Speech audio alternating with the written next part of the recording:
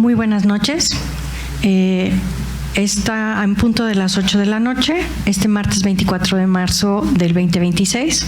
Comenzamos con la sesión académica de la Benemérita Sociedad de Geografía y Estadística del Estado de Jalisco, con la conferencia Benito Juárez, Archivista de la Nación, a cargo de nuestro consocio, el maestro Isaí Hidekel Tejeda Vallejo.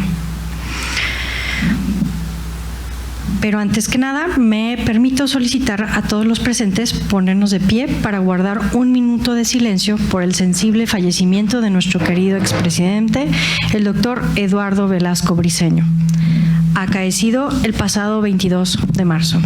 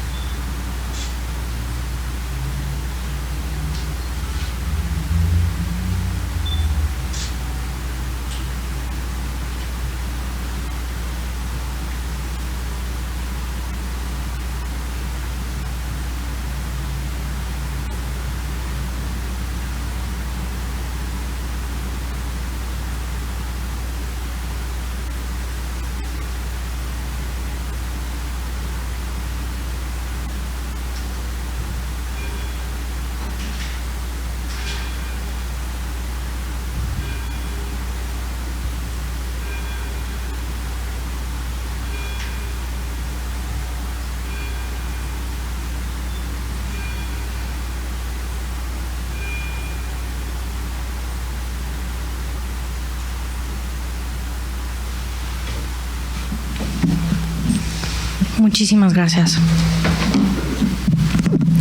Ahora cedo el uso de la voz a la doctora Jessica Marchelli para que continúe con esta sesión. Muchas gracias, con su venia, vicepresidenta.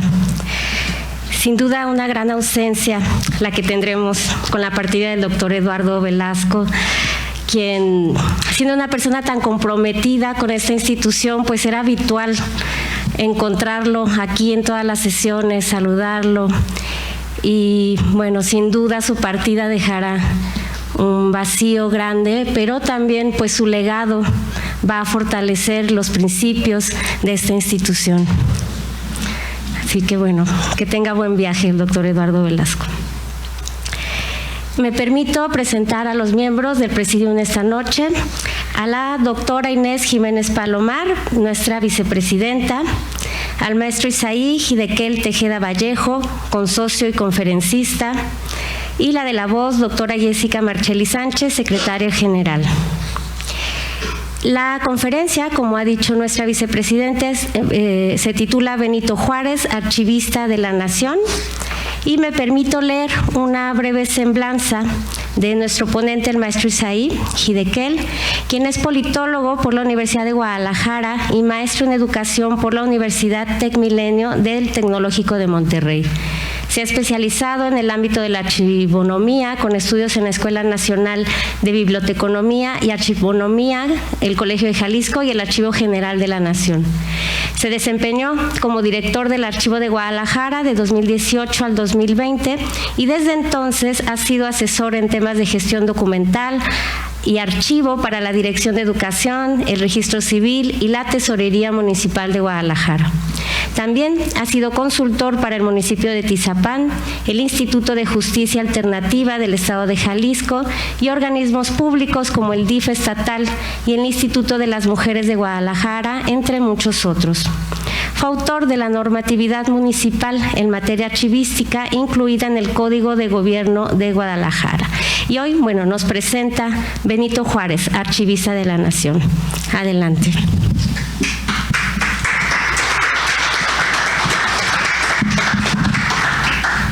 Sí, muy amables. Buenas noches, tengan todos ustedes. Quiero, pues, de una manera muy sentida, traer a la memoria el recuerdo del maestro Eduardo Velasco Briceño. Yo pienso que todos los que recibimos la noticia de su partida hace escasos 2 días, pues verdaderamente nos sorprendió. Pues se vienen un sinfín de recuerdos del maestro Eduardo. Él y yo nos conocimos de manera, digamos, más cercana y establecimos desde entonces una muy bonita amistad en el año 2015. Él presidía a nuestra institución y yo me desempeñaba como diputado local en la 60 legislatura aquí en Jalisco.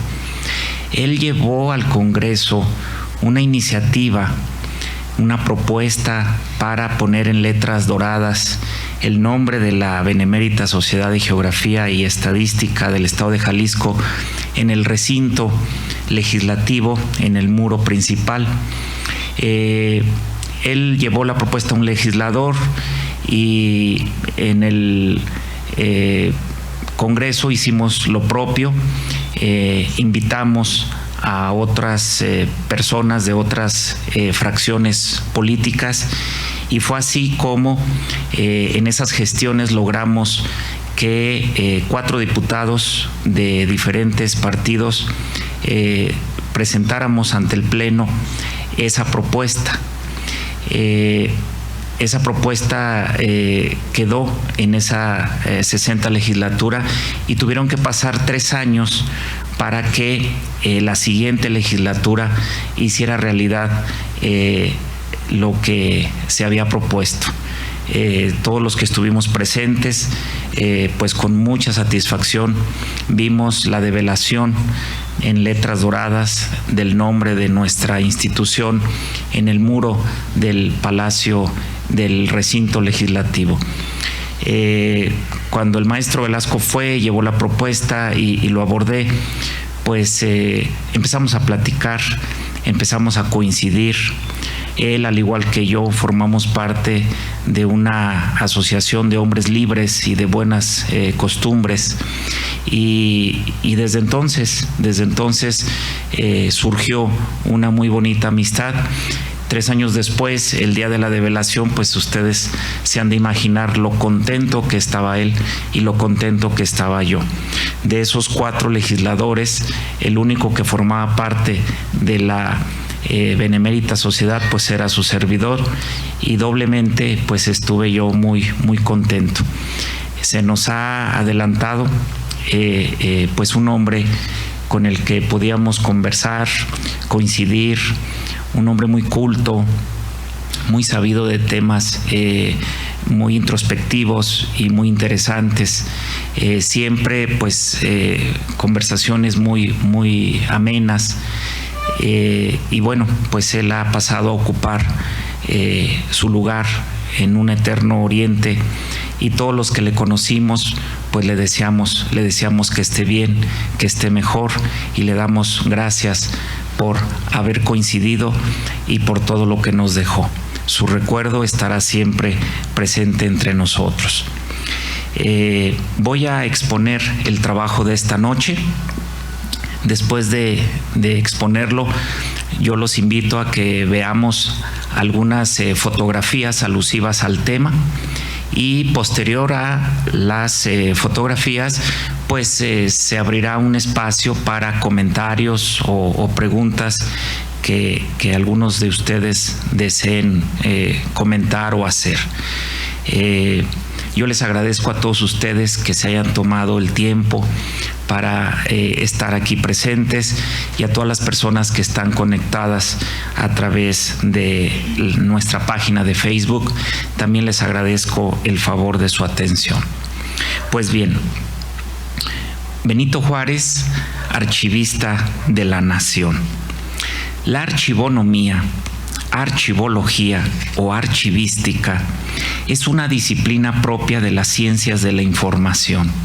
Sin embargo, por su importancia y la evolución que ha tenido hasta nuestros días, la convierte no solo en una disciplina técnica, sino también en una ciencia social que se encarga del estudio y la gestión documental. Yo diría particularmente que es una ciencia social con criterios técnicos para organizar, clasificar, preservar y difundir la memoria histórica por medio de la información contenida en sus acervos documentales, es decir, en sus archivos. Un archivo, en cualquiera de sus formatos, me refiero a un documento, una carta, un diario, un manuscrito, una nota, un recado, una fotografía, un mapa, un plano, es evidencia de una acción que forma parte de la historia, de un suceso acontecido en el pasado y por ende es una fuente primaria.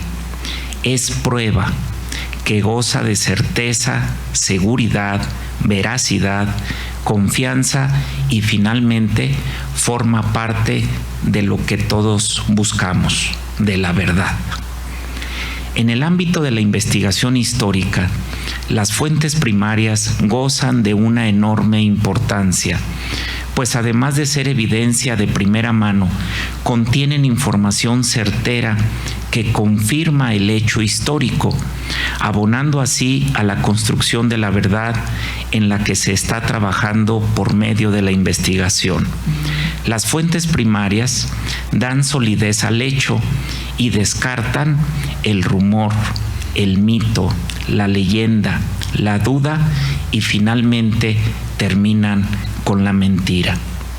Es a partir de un documento que el investigador confirma o no la veracidad del hecho y más aún encuentra precisión, detalles y pormenores de su objeto de estudio. Así podrá entonces despejar dudas y supuestos, al mismo tiempo que encontrará luz para la construcción de la verdad. En suma, la verdad entonces necesita ser demostrada y en ello encuentra su lugar en los archivos. Es por medio de los documentos que podemos afirmar sin refutación y sin dudar las verdades de la historia. Por ejemplo, se encuentra en el Archivo General de la Nación, así como en el Archivo General del Estado de Oaxaca y en el Archivo de la Secretaría de Relaciones Exteriores, estos, entre otros, valiosos documentos. La fe de bautismo del presidente Juárez, fechada precisamente un día después de su nacimiento, el 22 de marzo de 1806. Asimismo, se conserva su título de abogado, fechado el 13 de enero de 1834. Contaba él con 28 años de edad.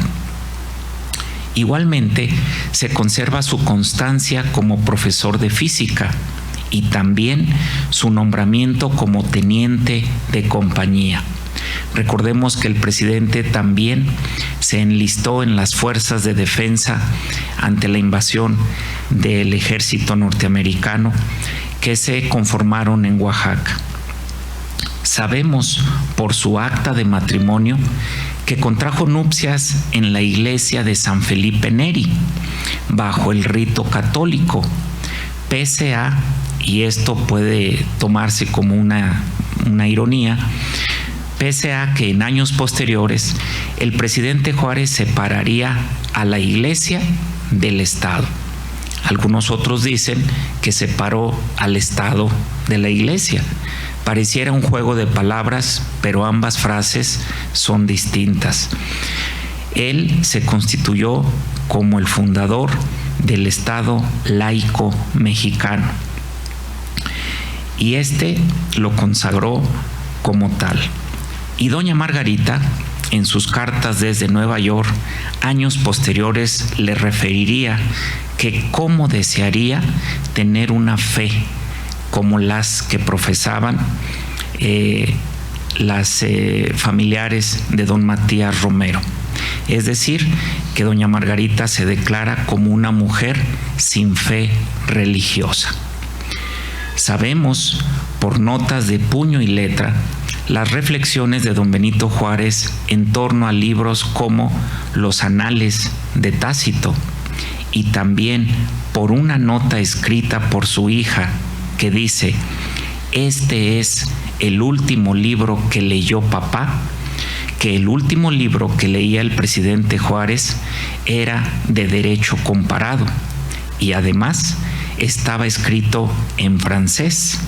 Se cuenta con la nota, se cuenta con el libro e incluso dicha nota está puesta en la última página que él leyó, la número 35. Lo anterior consta en documentos. Los documentos son la prueba. Dice que además de ser preservados, gozan de transparencia y acceso al público.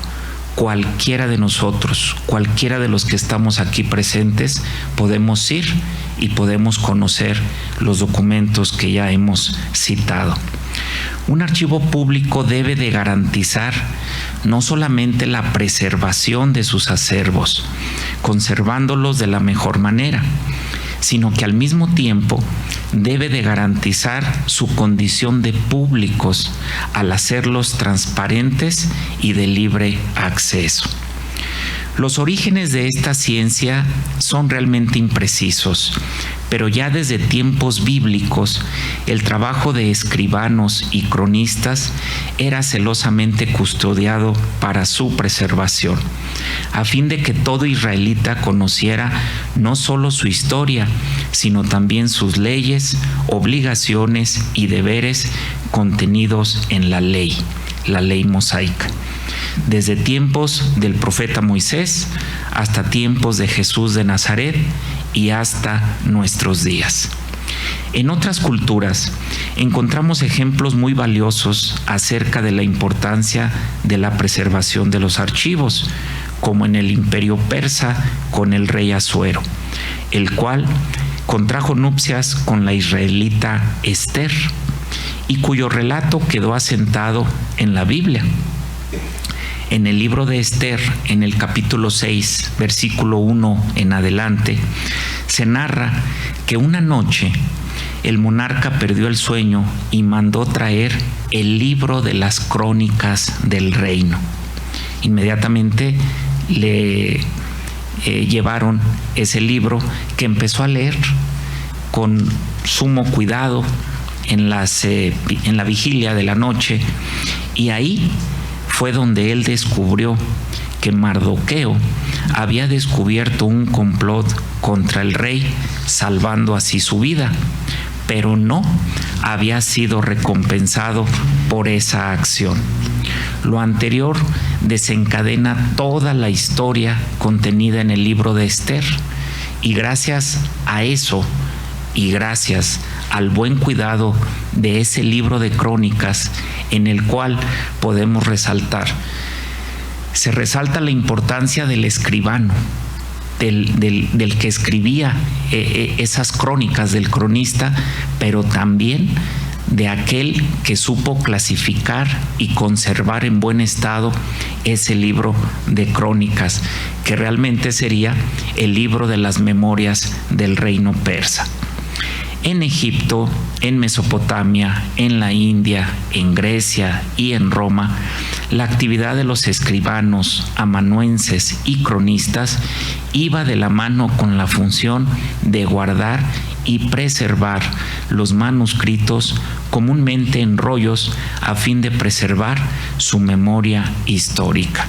Faltaría realmente tiempo para de cada una de estas culturas citar realmente tesoros que todavía se conservan en el santuario del libro, en el Museo de Israel, en Jerusalén, y en la Biblioteca de Alejandría, que actualmente resguarda verdaderas joyas históricas de la humanidad. El presidente Juárez, al enterarse de la victoria del ejército francés en la batalla del 17 de mayo de 1863, 2 semanas después, el día 31, decide salir de la capital e instalar su gobierno momentáneamente en la ciudad de San Luis Potosí, iniciando así el llamado gobierno itinerante de su presidencia. Esta ocuparía varias ciudades: Saltillo, Durango, Monterrey y finalmente la ciudad de El Paso, en Chihuahua. Esta condición de gobierno errante se prolongó durante 4 años, 1 mes y 15 días. En medio de ello, debemos mencionar que el presidente debió no solo salvar su vida y la de su familia, de la cual se separa para enviarlos a un lugar seguro que finalmente sería la ciudad de Nueva York. Además de esto, el presidente también debió pensar en proteger y preservar los archivos de la nación con los que viajaba, en un total de 11 carruajes. En algunos iba su familia, en otros iba él, en otros sus colaboradores y en el resto el archivo de la nación. En estos carruajes estaba, por citar algunos documentos, el Acta de Independencia, las constituciones originales de 1824 y de 1857, documentos que si vamos al Archivo General de la Nación los podemos conocer y los podemos ver en su estado original. Documentos del gobierno y de todos sus ministerios, los decretos de la creación de los estados, cartografías y planos, tratados internacionales que había firmado México hasta ese momento, además de información sobre asuntos legales, fiscales y disposiciones administrativas del Estado mexicano. Don Benito Juárez, como buen jurista y patriota republicano, sabía muy bien del valor que representaban dichos documentos y que jamás debían de caer en manos enemigas. En medio de este peregrinar, llegó el día 4 de septiembre de 1864, en que el presidente arribó a la comunidad de El Gatuño, cerca de Matamoros, en Coahuila, junto con sus acompañantes, los ministros Guillermo Prieto, Sebastián Lerdo de Tejada y José María Iglesias. Es ahí, en una modesta y sencilla morada de adobe, en donde reflexiona y expresa: este inestimable tesoro que llevo dentro de estos cajones representa más que yo mismo los supremos poderes, porque este archivo representa la historia misma de la patria. En ese sitio pidió conocer a hombres de confianza que estuvieran dispuestos a salvaguardar los documentos e incluso dar la vida por ellos. Y es así que Jesús González Herrera le presenta a Juan de la Cruz Borrego, un hombre de campo que compartía la causa liberal, y fue a él al que don Benito Juárez le encomienda la custodia del archivo de la nación. Ay de nosotros y ay de México entero si lo que voy a confiar a usted cae en manos de nuestros enemigos. Señor presidente, le contestó, puedo asegurarle que no menos grandes serán mis sacrificios. El presidente enfatiza: voy a poner en sus manos, como si fueran las mías, este archivo. De la Cruz Borrego aceptó el encargo y seleccionó hombres de su confianza de los poblados de El Gatuño, El Guarache y La Soledad. Es así que fueron seleccionados Ángel Ramírez, Julián Argumedo, Vicente Ramírez, Cecilio Ramírez, Andrés Ramírez, Diego de los Santos, Epifanio e Ignacio Reyes, Telésforo y Jerónimo Reyes, Mateo Guillén, Francisco, Julián y Guillermo Caro, Marino Ortiz, Guadalupe Sarmiento, Jerónimo Salazar y Pablo y Manuel Arreguín. Todos ellos trasladaron los documentos al arroyo El Jabalí, por donde nadie prácticamente transitaba. Pero recordaron que en ese mes de septiembre llegaban las crecientes del arroyo y el agua podría indudablemente dañar los valiosos documentos. Y fue Vicente Ramírez quien, conociendo como la palma de su mano la sierra que se levanta al occidente de Congregación Hidalgo, propuso la cueva llamada del Tabaco, de entrada estrecha. La roca forma un muro natural que casi la oculta en medio de hierbas, mezquites y ramajes. Por su parte, Maximiliano, un hombre ilustrado, culto, había decretado desde el 19 de agosto del año anterior, es decir, de 1863, el decreto sobre la organización del Archivo General y Público del Imperio. Es decir, él también era conocedor y sabido de la importancia de integrar el archivo del Imperio con documentos que no encontró a su llegada a la Ciudad de México y que mandó buscar por medio del ejército francés. Ahí es donde da inicio una lucha más entre republicanos e imperialistas por los archivos de la nación mexicana. En esto debemos de resaltar que son dos inteligencias que se están disputando los archivos de la nación, porque ambos sabían y reconocían de la importancia que tenían todos esos documentos, solamente que uno los quería para el imperio y el otro los defendía porque pertenecían a la República. Al menos 5 de los custodios fueron torturados y sacrificados por los franceses. Los franceses llegaron a esa zona. Los franceses ya sabían que el archivo había sido escondido.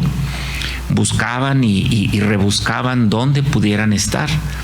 Muchos de ellos no sabían en qué consistía el archivo. Algunos pensaban que era oro, lingotes de oro o dinero o algunos objetos de oro.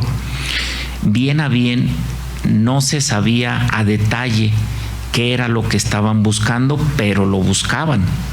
Y es así que llegaron a esa zona y torturaron, maltrataron y dieron muerte a los siguientes mexicanos: Pablo Marín Ortiz, Manuel Arreguín, Telésforo Reyes y Jerónimo Salazar. La historia da cuenta de que ellos murieron de manos de los franceses, mas nunca se dieron a decir el lugar donde se encontraba el archivo mexicano. Al triunfo de la República, en mayo de 1867, los documentos fueron entregados a jefes y oficiales del gobierno en un lugar llamado La Punta, al sur de la población de Viesca, todo esto en Coahuila. De la Cruz Borrego iba con Jesús Chavero y Bernardino Altamirano, acompañados de una escolta de aproximadamente 30 hombres. Después del triunfo de la República, esto es, concretamente, después de que se le da fusilamiento a Maximiliano, Juan de la Cruz Borrego y sus compañeros que sobrevivieron la custodia de los archivos volvieron a su vida ordinaria y recuperaron la tranquilidad de sus actividades. De la Cruz Borrego murió en el año de 1899, en plena dictadura de Porfirio Díaz. Es decir, él vivió muchos años más después de estos acontecimientos, 33 años más, y sus restos se hallan actualmente en el Monumento a Juárez, en Matamoros de Laguna, en Coahuila. Actualmente el sitio cuenta con 4 columnas en donde está inscrita la proeza de los laguneros y el nombre de cada uno de los custodios. El presidente Juárez, hay que decirlo, jamás visitó la Cueva del Tabaco, pero años después, el 16 de mayo de 1906, año del primer centenario del natalicio de su padre, Benito Juárez Maza visitó la Cueva del Tabaco, en donde se realizó una ceremonia en recuerdo de aquellos valientes patriotas que defendieron celosamente los archivos. Y para sorpresa de él, conoció personalmente a 4 sobrevivientes de aquella defensa heroica: los hermanos Epifanio y Telésforo Reyes, Cecilio Ramírez e Ignacio Reyes. Esta gesta heroica debe ser del conocimiento de todo archivista y servirle de inspiración a cuantos trabajan en los archivos públicos. En ellos, en medio de papeles añejos, fotografías antiguas, cartas y planos, han quedado los cimientos y muros de nuestra historia. En ellos habita la verdad de los hechos.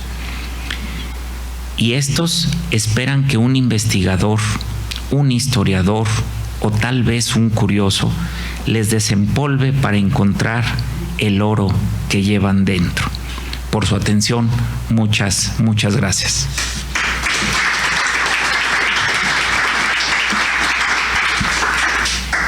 Vamos a ver algunas fotografías, imágenes que me parece pertinente que veamos para complementar pues la ponencia de esta noche. Vamos a ver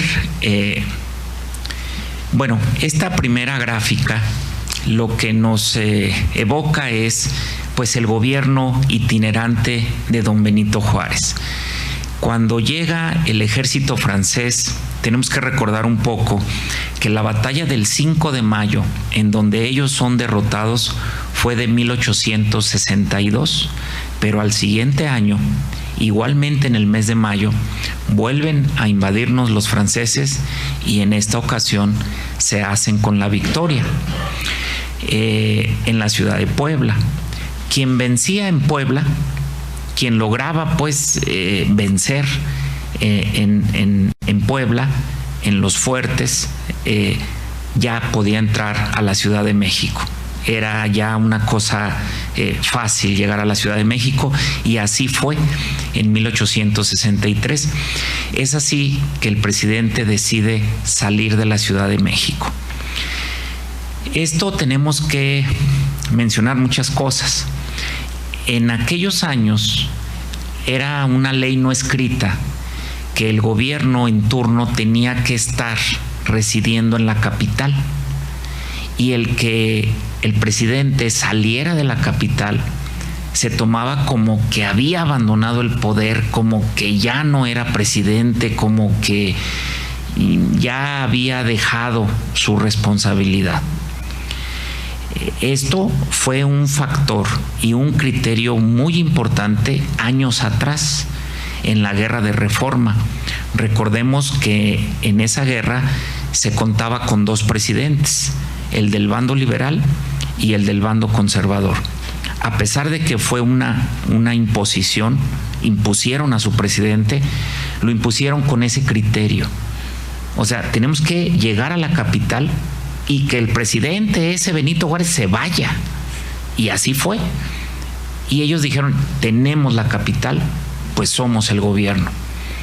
Entonces, este juego de criterios nos hace pues que nosotros dimensionemos los hechos que se presentaron, porque don Benito Juárez en esto reflexionó también y dijo, es que yo no dejo de ser presidente por no estar en la capital.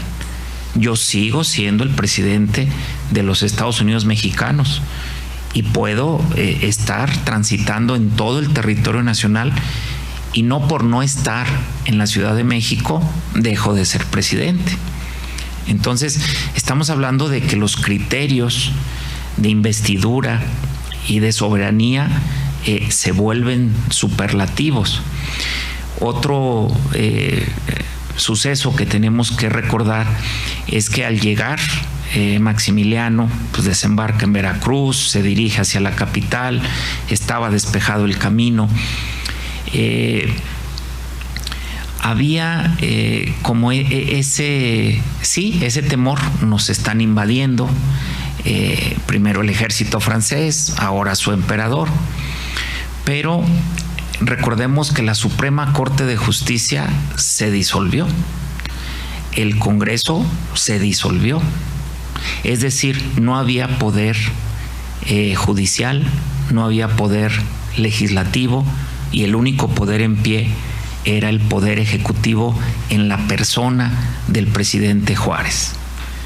Ahí es donde estaba el poder, y si lo mataban, pues se quedaban con el país. Y esto tenemos que resaltarlo en medio de esta salida de la Ciudad de México. Don Benito Juárez, pues no es un secreto que tiene sus malquerientes, ¿verdad? Eso es normal en los grandes hombres. Sócrates tenía sus malquerientes por sus pensamientos de la naturaleza del alma. Era una cosa que no pudieron sus contemporáneos asimilar. Jesús de Nazaret tuvo sus malquerientes, los propios sacerdotes judíos. ¿Por qué? Por sus palabras. No solo lo que pensaba, lo que predicaba. Entonces, pues don Benito Juárez pues no se escapó a tener sus malquerientes. Y algunos dicen, al llegar Maximiliano y el ejército francés, don Benito Juárez huyó de la capital. No, señor, no huyó. Él resguardó la soberanía nacional y preservó, porque en él radicaba los supremos poderes, la soberanía y la constitucionalidad. Durante todos los 4 años de la intervención francesa, México siempre tuvo gobierno y tuvo presidente, y era el presidente Juárez. Sin embargo, pues esto se tornó en una presidencia itinerante, y por ahí se pueden apreciar pues esos trazos hacia donde él fue instalando su gobierno hasta que finalmente llegó a la ciudad de El Paso, en Chihuahua. Entonces, en medio de este peregrinar es que él viajaba, y junto con él su familia, sus ministros y el archivo. Entonces, por eso todas las crónicas y la mayoría de los historiadores coinciden en el dato de que eran un cortejo de 11 carruajes que estaban moviéndose de una entidad a otra. Este es el carruaje que se conserva en el Alcázar del Castillo de Chapultepec, en el Museo Nacional de Historia, y es el que usó el presidente Juárez. Entonces, imaginemos en un carruaje similar a su familia, a sus ministros, y el resto pues lleno de papeles, documentos, constituciones, actas, tratados, etcétera.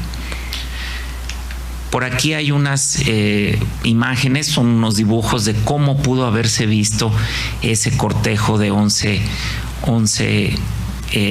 carruajes en donde iba en nuestro archivo peregrino. Estamos hablando de un México en el que los caminos estaban accidentados, pronunciados, no eran las modernas carreteras, etcétera, ¿no? Y esta es la entrada de la Cueva del Tabaco. Actualmente, bueno, pues se le ha dotado de unos escalones, una escalinata, pero esa es la entrada a la Cueva del Tabaco. Cuando nosotros escuchamos la palabra cueva, pues sí, se nos viene una imagen más o menos similar con esta imagen, pero yo quisiera que me acompañaran a ver las siguientes imágenes. A unos metros de la entrada se ha levantado un conjunto escultórico, unas columnas en donde se relata esta gesta heroica, en donde están los nombres de todos los mexicanos que defendieron el archivo. Y está por ahí también la estatua de don Benito Juárez. Así podemos ver ya todo el conjunto escultórico, las 4 columnas, la plataforma y la estatua de don Benito Juárez. En una de esas columnas está la reseña, ¿no? Dice: en este lugar se ocultaron los archivos de la nación en 1864. Licenciado Benito Juárez, loor y gloria a los patriotas, campesinos, laguneros que defendieron con el sacrificio de sus vidas en la custodia de los archivos. Pues ya no alcanzo a leer desde aquí, pero de los archivos de la nación con libertad, ¿verdad? Con lealtad y libertad. Entonces, es una reseña que da realce, honra la memoria de esos mexicanos. Y vean esta fotografía, es una fotografía así reveladora, es soberbia, pues, porque quiten esas 4 columnas, quiten esa escalinata y pónganle más hierba en tiempos de lluvia y demás, y era realmente un secreto dónde estaba el archivo de la nación. Cuando vemos esta fotografía así panorámica y nos imaginamos que no había esa carretera que vemos, ni estaba ese sitio pues destacado, pues los franceses jamás pudieron encontrar el archivo. Fue realmente un lugar muy acertado.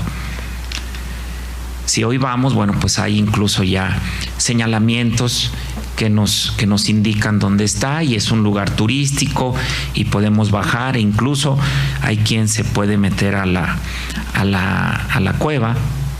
La cueva está muy maltratada, realmente no tiene nada, no es un museo, no, está pues, incluso por ahí se ve algún grafiti, tal vez ya no esté, pero está descuidada, ¿verdad?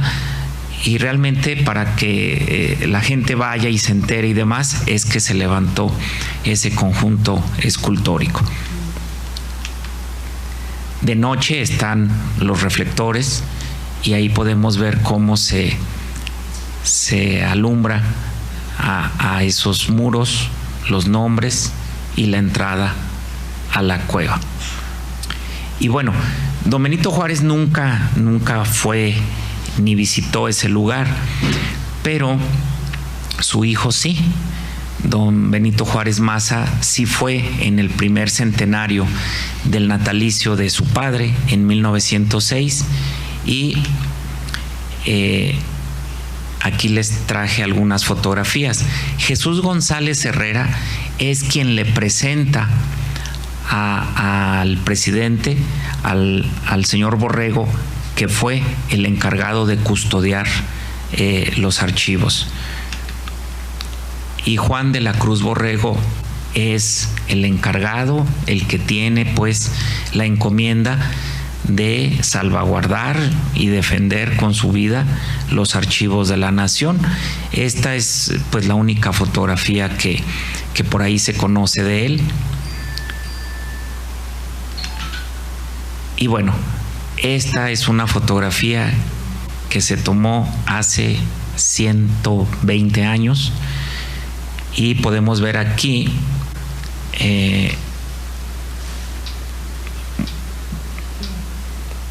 bueno, es que la pantalla no permite, sí. Bueno, en medio de los dos señores que tienen su sombrero está el hijo del presidente Juárez, ¿verdad? Y estos son los nombres de los 4 sobrevivientes. El número 3 es el hijo del presidente Juárez. Y los señores que están en el número 1, 2, 4 y 5 son los 4 sobrevivientes. Ese día, bueno, pues se dice, pues hubo una ceremonia, se recordó ese suceso, y ahí es donde se presentaron los 4 mexicanos ya grandes de edad y demás, pero ha de haber sido un momento muy, muy significativo, muy importante. Yo realmente, a partir de ver esta fotografía, es como me interesé más en recabar más datos de lo que fue ese suceso y de la gesta de la Cueva del Tabaco. Esta es la fotografía original, se publicó en un periódico de Coahuila, y si le decimos a la inteligencia artificial que nos ayude, pues tenemos esto. Y se ve realmente, se ve muy bien esa fotografía. Es simplemente ponerle color.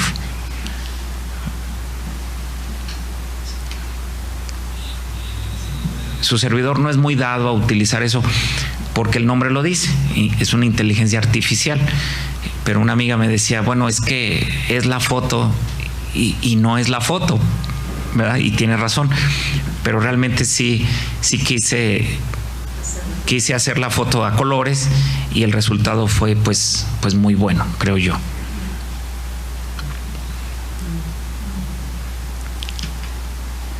Y este es el libro que estaba leyendo don Benito Juárez antes de su partida. En la nota que está ahí puesta se lee: este es el último libro que leyó papá. Cuando nosotros empezamos a leer pues los renglones de las páginas, pues es un libro en francés de derecho comparado, y ese libro se exhibe en Palacio Nacional, en el Museo de don Benito Juárez. Es un recorrido maravilloso, y en unas vitrinas ahí está ese libro. Y como yo les decía, esa nota de puño y letra de la hija del presidente nos revela todos estos datos. Yo les aseguro, sin temor a equivocarme, que muchos de nosotros no sabíamos que el presidente leía en francés, y leía pues no solamente los diarios, la prensa, sino también un libro de derecho comparado. Bueno, pues muchas gracias a todos.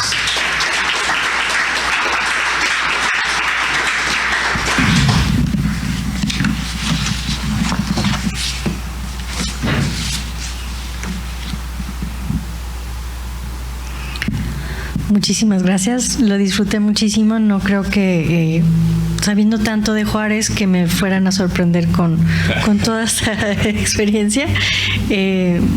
La verdad sí cambia un poquito ese concepto de que iba corriendo, pero no, es exactamente él era el país. Él era el país.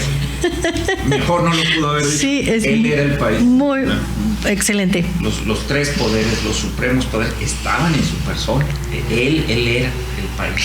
Y jalaba con el archivo, que justamente era el pilar de todo, ¿no? Sí. Muchísimas gracias, de verdad. Te agradezco. Y hago entrega de este reconocimiento que dice: otorga el presente la Benemérita Sociedad de Geografía y Estadística del Estado de Jalisco, AC, institución científica y cultural, instalado el 27 de septiembre de 1864, otorga el presente reconocimiento al maestro Isaí Idequel Tejeda Vallejo por su participación como ponente en las actividades organizadas por esta institución con la conferencia Benito Juárez, Archivista de la Nación, cumpliendo así con el compromiso de presentar un trabajo anual y el objetivo fundamental de esta benemérita institución, que desde su fundación ha sido el estudio y la divulgación de la ciencia y la cultura. Guadalajara, Jalisco, a 24 de marzo de 2026. Firma el doctor Rodrigo Ramos Zúñiga, nuestro presidente, y la doctora Jessica Marchelli Sánchez, secretaria general. Muchísimas gracias. No, pues a ustedes. Muchas gracias. Muchas gracias. Ahora cedo el uso de la voz a la doctora Jessica Marchelli para continuar con la sesión. Muchas gracias. Reitero los agradecimientos, muy buena exposición, sus archivos ocultos y la defensa de la autonomía. Muy interesante, muchas gracias. Y también quisiera agradecer a todos y cada uno de los que se dieron el tiempo esta noche para escuchar esta ponencia, para acompañarnos, así como a los que nos escuchan de manera virtual. También quisiera agradecer la presencia de nuestra expresidenta, la licenciada María del Pilar Sánchez Alfaro, y darles algunos avisos porque, bueno, ya llega el periodo de primavera y con ello las vacaciones, o bueno, el periodo vacacional donde nuestra oficina estará cerrada del 30 de marzo al 12 de abril con motivo de este periodo. Regresamos con las actividades el martes 14 de abril en punto de las 20 horas con una pues muy sentida sesión en homenaje, un homenaje póstumo a nuestro expresidente, el doctor Eduardo Velasco Briceños, así que bueno, esperamos contar con la presencia de todos ustedes. Les recuerdo también, bueno, la invitación a seguir comentando esta interesante charla y comentar con el ponente en un convivio al finalizar. Y sin más preámbulos, cedo el uso de la voz a nuestra vicepresidenta, la doctora Inés Jiménez Palomar, para el cierre de la sesión.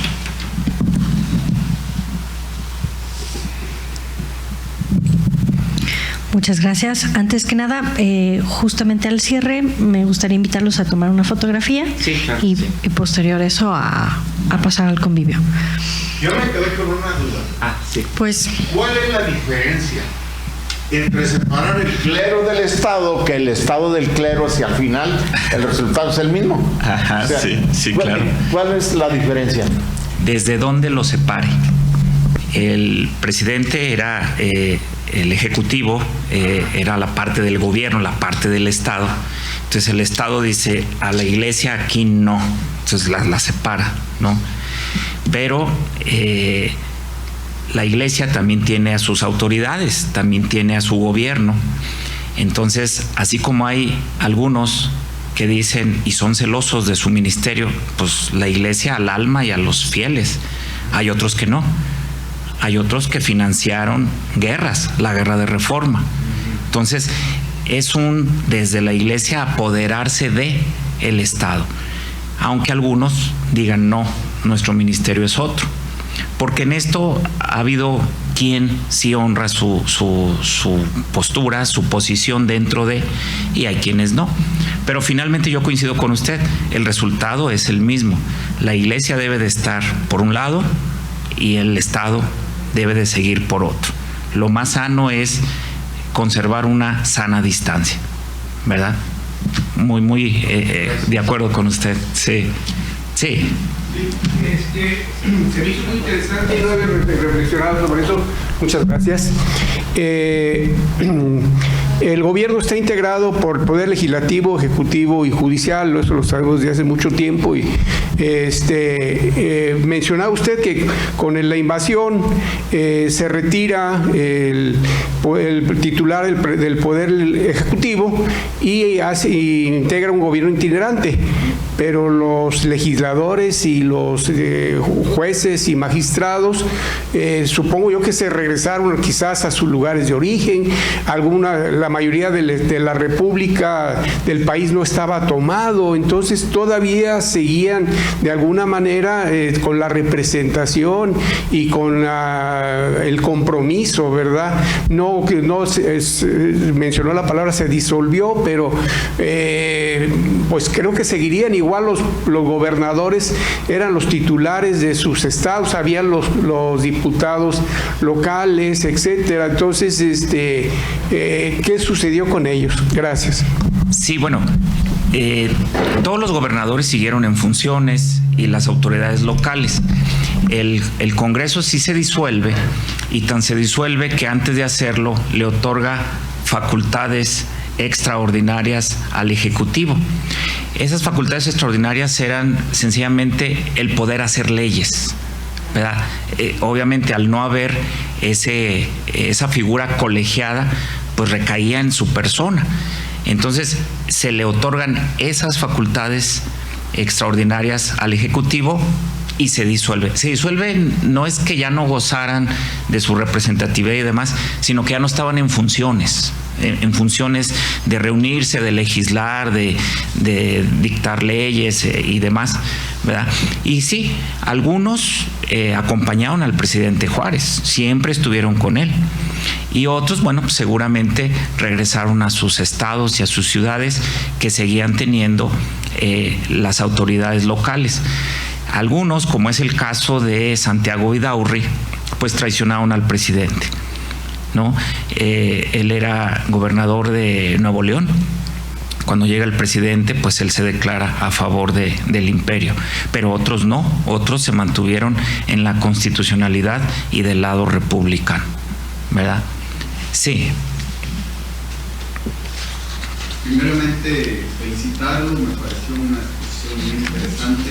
Sí, gracias. Cuando escuché el título Benito Juárez archivista, la verdad me sorprendió. Y bueno, seguro empezó en el Instituto de Ciencias, trabajaba por allí en el archivo, clasificando documentos. La verdad no pensé en eso, ¿no? Y bueno, pues es una óptica o cuando menos una vertiente, una arista que yo no había pensado en esa y creo que fue muy atinada, ¿no? Me felicito. Reconozco que fue prácticamente, bueno, a mi forma de ver, una especie de albur que se jugó Juárez en llevarse todos los documentos, porque también los puso en peligro. Sí. No sé si a lo mejor hubiese sido más sensato haber buscado por ahí alguna casa en la Ciudad de México y con mucho sigilo guardarlos y encomendarlos, no sé, a alguien, ¿no? Porque, por ejemplo, un arroyo crecido pudo haberlos arrastrado y ya se fueron todas las cartas y todo lo que ve por ahí. Los mismos enemigos que los hayan calumniado y hayan volado los carruajes por allá, pues se destruye. O sea, pienso que fue un albur que se creó, a mi forma de ver, teniendo más contras que a favor, y afortunadamente pues le salieron las cosas como se debía, ¿verdad? Sí. Pues, qué bueno que así fue y se conservaron pues para beneficio de todos nosotros, ¿verdad? Exactamente. Nada más me llamó la atención el comentario que hace de doña Margarita que envidiaba la fe de la familia del señor que era diplomático de Matías Romero. Ella se refiere a ella como en una carta a don Benito Juárez le dice: ¿cómo quisiera tener la fe de las Romero claro, para poder aliviar el dolor de la pérdida de mis hijos y demás? Ya. Sí. Pero no la convierte en no creyentes. No. ¿Cuál fue el comentario que hizo usted? Que ella se declara sin una fe religiosa. O sea, no que fuera atea, no, puede ser creyente, pero no profesar el rito y la fe, en ese caso a lo que se refería la fe católica. Ahora, Sí. A lo mejor pudo ser que envidiaba pues la fe en el sentido que ella no la tenía tan arraigada. O la fervorosidad, sí. Porque, por ejemplo, en el caso de mi familia, desde mis ancestros, mis abuelos, mi madre, mis hermanas, son profundamente religiosos. Ajá. Bueno, pues yo les admiro su fe, pero no la comparto. Pero es creyente. Sí, soy creyente. ¿Y es creyente? No me quito, pues. Sí, claro. La forma o la ideología. Lo felicito nuevamente. Sí, no, muchas gracias, muchas gracias. Sí. Quería hacer una pregunta. ¿Cuándo el imperio quiso reconocer que aunque ya no estaba el presidente allí en la capital, seguía siendo el presidente? ¿No se tomó una bofetada o algo de decir, sigue siendo el presidente, si yo estoy aquí, Maximiliano como emperador? Porque los conservadores, platicaba un maestro, que cuando iban a traerlo a Maximiliano, quizá hicieron las firmas en el barco para decir todo el pueblo de México lo quiere usted. Y dijo, ay, de veras, pero cuando llegó yo, pues no era lo mismo, ¿no? Entonces, cuando él reconoció, Maximiliano, de que aunque se haya ido Benito Juárez, pues seguía siendo presidente. De una manera, como usted lo menciona, cuando reconoció, no le pudiera yo decir, pero todo el tiempo Maximiliano supo que en México estaba un presidente llamado Benito Juárez que representaba al gobierno republicano. Todo el tiempo lo supo desde que zarpó de Miramar, todo su trayecto y hasta que llegó. Todo el tiempo Maximiliano y Carlota sabían que había un presidente aquí en México. Lo demás es una cuestión de contextos y de circunstancias. Las finanzas del gobierno estaban muy desmejoradas, el ejército estaba muy desmejorado y no había condiciones para hacer frente, digamos, desde la Ciudad de México. Y la derrota de mayo del 63 es lo que hace que finalmente el gobierno únicamente cambie de sitio, pero que nunca abdique. Entonces, ese peregrinar se da, y ese peregrinar siempre lo supo Maximiliano y el ejército francés, que se enfrasca en una lucha de guerrillas, ¿no? Entonces, pues buscaban al presidente, pero no necesariamente pues para darle un abrazo, ¿no? Ellos iban y tiraban a matar, ¿no? Entonces, todo el tiempo se supo que existía un presidente en funciones. Sí. Los invito a continuar las preguntas en el convivio. Quisiera nada más hacer el último comentario. Hay un libro para todos, hay un libro que se editó hace como 5 años, se llama El Juicio, donde un abogado narra que a Maximiliano lo juzgaron con una ley que ya existía para los filibusteros, para los piratas, donde Maximiliano vino con mercenarios pagados, porque venían soldados de diferentes nacionalidades pagados como piratas, como bucaneros, a invadir a un país legítimamente constituido su gobierno, sí, y reconocido por muchas naciones del mundo, incluida por la propia Francia. Sí. Pero la ambición de Carlota le dijo: no, hijo, pues allá la vamos a hacer, y lo animó y se vinieron. Y fue cuando agarraron a Maximiliano, ya cuando andaban en las últimas, Maximiliano dio la orden: cuando agarren a Benito Juárez lo fusilan en el acto. Sí. Y Benito Juárez dio una orden al revés: cuando agarren a Maximiliano, no me le toquen un pelo porque lo pagan con su vida. Lo quiero completito para juzgarlo de acuerdo a cómo se debe de juzgar a los piratas bucaneros. Que así fue finalmente. Y Maximiliano, cuando llegó, dijo: pues ya, fusílenme. Dijeron: no, espérate, te faltan. Y pasó un mes hasta que, desde que lo atraparon hasta que empezó el juicio, y acabaron condenándole y le pusieron a los mejores abogados que en aquel momento había en el país, pagados por el Estado, y el resultado fue que lo fusilaron. Sí, pues sí. Muchas gracias. Sí, los invito a continuar con la discusión durante el convivio. Siendo las 8:02 de este martes 24 de marzo de 2026. 9. Ah, discúlpame. 9:03 de esta noche de martes de 24 de marzo del 2026 queda cerrada la sesión académica de la Benemérita Sociedad de Geografía y Estadística del Estado de Jalisco, AC.